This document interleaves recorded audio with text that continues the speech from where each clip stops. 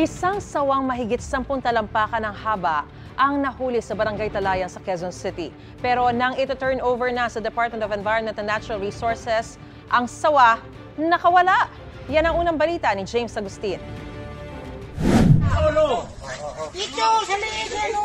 Tulong-tulong ang mga Eco-Aid ng Barangay Talayan sa paghuli sa isang sawa noong Miyerkules ng hapon.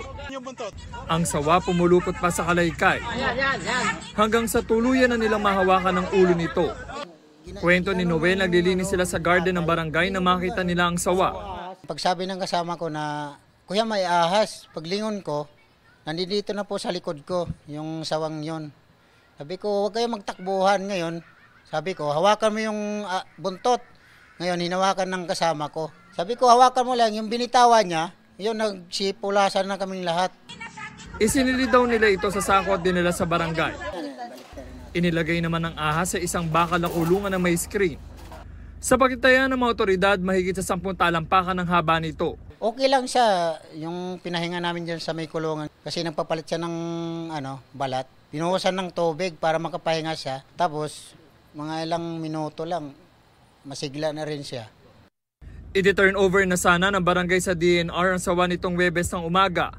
Pero laking gulat ng mga taga-barangay nang madiskubreng nakawala ito. Patuloy pang hinahanap ang nakawalang sawa. Ito ang unang balita. James Agustin para sa GMA Integrated News.